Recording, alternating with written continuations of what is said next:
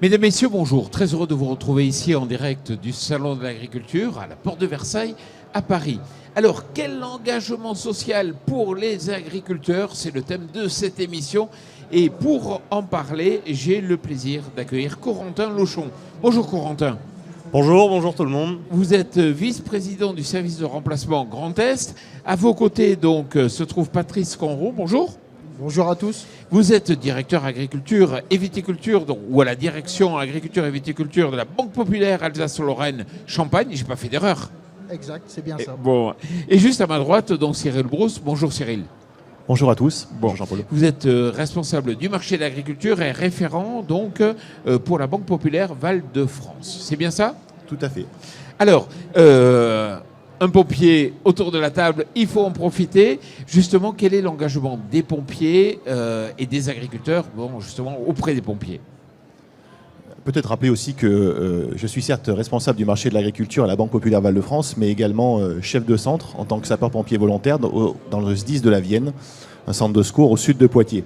Il faut savoir qu'en France, 80% des sapeurs-pompiers sont des sapeurs-pompiers volontaires et que les agriculteurs, enfin le monde agricole, représente 5000 sapeurs-pompiers volontaires dans les 200 000 que compte la Direction Générale de Sécurité Civile de sapeurs-pompiers volontaires en France. C'est pour nous très important d'avoir des agriculteurs qui s'engagent dans le monde du volontariat à plusieurs titres.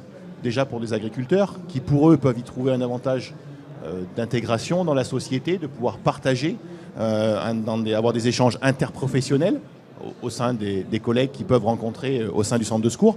C'est pour eux aussi la capacité d'avoir des formations aux gestes qui sauvent, d'une part, formations de secourisme, des formations sur l'incendie, et puis des formations sur les énergies alternatives, les nouvelles technologies, que peuvent être les panneaux photovoltaïques, par exemple, ou la méthanisation. Tout ça, c'est des avantages pour eux parce qu'ils seront primo-intervenants en zone rurale. Ils pourront tout de suite intervenir sur leur exploitation et auprès de leurs salariés si toutefois il y a des problématiques. Alors, pour qu'ils puissent intervenir, les pompiers, il faut qu'ils soient remplacés au moment des formations ou au moment, justement, des interventions. Corentin, c'est là où intervient le service de remplacement. Oui, complètement. Le service de remplacement, sa vocation principale, c'est bien comme son nom l'indique, le remplacement. C'est une association qui a été montée il y a maintenant 52 ans, qui a pour but de permettre aux agriculteurs de vivre un petit peu plus normalement, c'est-à-dire de prendre des congés, de pouvoir continuer l'exploitation quoi qu'il arrive. Et effectivement, un des engagements des agriculteurs sur nos territoires, c'est bien le pompier, et en tout cas la partie volontariat. Et on avait ce souci-là d'avoir des agriculteurs qui ne pouvaient plus continuer leur engagement au sein des sapeurs-pompiers par manque de temps, parce que, en tout cas pour les formations, c'est très chronophage.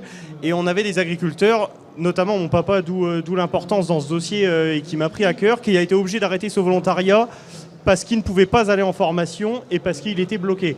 Donc on a repris ce dossier-là en main en cherchant les solutions, en étudiant les demandes, en tout cas de la partie du corps des sapeurs-pompiers, et en faisant une analyse de marché des exploitants qui avaient ce besoin. On s'est rendu compte qu'ils étaient très nombreux, notamment la partie élevage pour tout le Grand Est. Donc on a décidé de créer ce partenariat pour pouvoir remplacer les agriculteurs en mettant des aménagements, puisqu'on a pris en compte le métier, c'est-à-dire qu'on ne demande pas un remplacement le jour J d'intervention, mais on permet un remplacement après la formation pendant quelques temps, c'est-à-dire qui permettra à l'agriculteur d'adapter son remplacement au moment venu. Donc tout ça s'est fait depuis quelques années. Maintenant, c'est en route. On a plusieurs agriculteurs qui bénéficient de ça, notamment un jeune agriculteur qui a pu passer ses permis poids lourds pour partir en intervention, parce qu'il y a énormément de règles pour être pompier volontaire et pour pouvoir partir en intervention. Donc voilà. Alors, pourquoi justement la Banque Populaire Alsace-Lorraine Champagne s'est mis aux côtés comme ça du service de remplacement, s'est engagé auprès des services? C'est l'été 2022 Corentin, on a eu un temps d'échange, savoir comment on pouvait travailler ensemble, voir comment on pouvait apporter notre aide, notamment au travers des services de remplacement. Et quand Corentin nous a présenté le projet, en disant tout ça c'est très bien, mais néanmoins le coût du remplacement, il reste un coût résiduel qui sort de la poche de chacun des agriculteurs qui veut s'engager.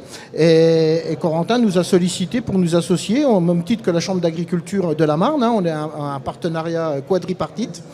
Et quand il m'a présenté le projet, pour moi, ça a résonné parce qu'on a tous, de près ou de loin dans nos familles, des personnes engagées comme pompiers volontaires. Moi, j'ai ma sœur, mon père y était. Donc tout ça, ça résonne aussi sur la fibre affective. En plus, moi, je suis originaire des Vosges. On a eu des incendies de forêt au cours de l'été 2022 où les agriculteurs ont été mobilisés pour apporter de l'eau en proximité.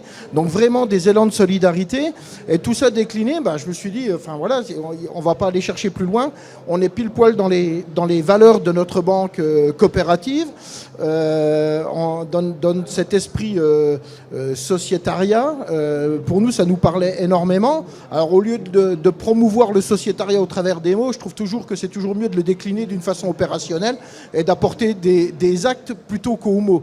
Donc on s'est engagé aux côtés de Corentin et de ses équipes pour justement prendre en charge la fameuse formation de ce jeune qui, grâce à nous et grâce au service de remplacement, a pu passer ses permis poids lourds et apporter un vrai service en proximité auprès de son centre de secours. Cyril, Patrice a parlé notamment des incendies, des feux de forêt, mais il y a beaucoup d'implications, beaucoup d'actions qui montrent le lien entre les campagnes, les risques et la prévention. Oui, tout à fait. Je vais rebondir sur ce qui a été mis notamment en place par le SDIS de la Vienne, le service départemental d'incendie et de secours, l'an passé, justement sur les feux de récolte et la prévention qui peut être faite par rapport à ces feux de récolte. Le SDIS a organisé différentes réunions avec les agriculteurs, les entrepreneurs de travaux agricoles, la chambre d'agriculture, pour expliquer, pour déjà faire de la sensibilisation, expliquer aussi aux agriculteurs quels étaient les moyens qui pouvaient être mis en place pour réduire les départs de feu. Et puis à l'issue de ces réunions d'information, il a été créé un groupe WhatsApp avec le SDIS d'une part, les entrepreneurs de travaux agricoles et les agriculteurs d'autre part. À quoi sert ce groupe WhatsApp ? Eh bien, c'est d'une part que le SDIS peut communiquer aux agriculteurs les indices de risque de Météo France, quand on a un risque sévère, très sévère, de feux de forêt. Et puis à l'inverse, les agriculteurs communiquent en disant au SDIS, aujourd'hui, les chantiers de récolte ils vont plutôt se situer sur telle partie du département. Très intéressant parce que ça permet aussi, par rapport au niveau des pompiers, d'adapter, d'anticiper la réponse opérationnelle et de la capacité qu'on va avoir de moyens qu'on aura besoin potentiellement à un endroit du département ce jour-là.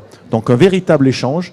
Et puis ce qui a été dit aussi, c'est de sensibiliser les agriculteurs à dire vous avez du matériel, vous avez des déchômeurs, vous pouvez aussi faire un passage de déchômeurs, ce qui fait une bande coupe-feu et qui évite la progression. En fonction du vent, il vaut mieux faire le chantier de récolte à contre-vent plutôt que sous le vent, de façon à limiter le développement du feu si toutefois il y avait un départ suite à une étincelle, par exemple, dans un matériel. Cette collaboration suite à un meilleur échange d'informations permet non seulement d'apporter une protection à la société, aux ruraux de façon globale, et aussi aux agriculteurs, donc dans les deux sens.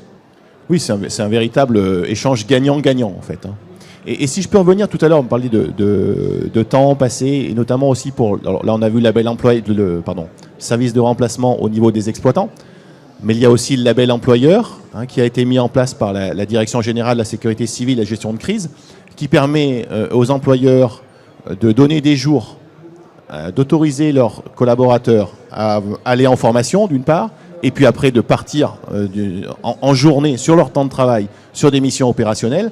Et ça, c'est valorisé au travers d'un label employeur qui est signé entre l'employeur et le SDIS et qui valorise l'implication du chef d'entreprise.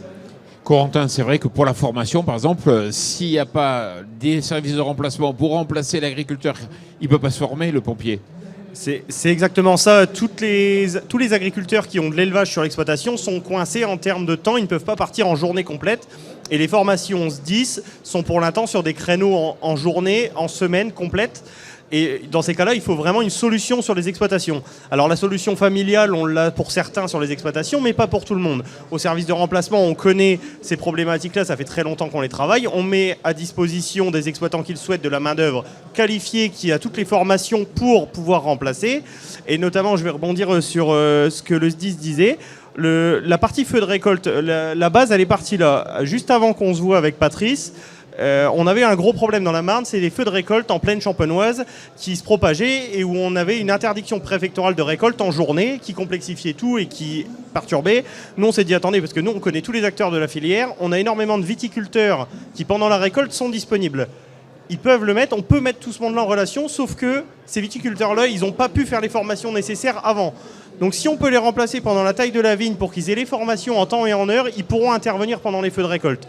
L'idée de base, elle était partie de là. Après, effectivement, au bout des échanges, on l'a élargi en écoutant les demandes du SDIS en disant « Attendez, parce que nous, on a des formations plus intéressantes. » Donc on a laissé complètement le champ libre au SDIS pour l'organisation et pour le fléchage des personnes. C'est-à-dire que c'est le SDIS qui organise, qui identifie les personnes qui peuvent être remplacées. Et ces personnes-là font leur formation et nous contactent pour avoir la mise à disposition et permettre la continuité de l'exploitation, tout simplement. Patrice, ce que vous avez fait, vous souhaitez le décliner.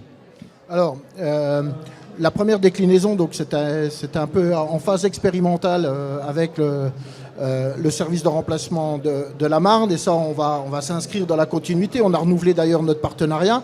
On est ouvert à répondre aux autres sollicitations des autres départements, et même la banque a été plus loin que ça, c'est-à-dire qu'au niveau de la banque et au niveau du service des ressources humaines de la banque, il y a des partenariats locaux passés avec les SDIS départementaux permettant aux collaborateurs salariés de la banque qui veulent s'engager comme pompiers volontaires de leur dégager du temps sans décompter des jours de RTT, voire de congés. Donc c'est la banque qui investit du temps, elle le met à disposition.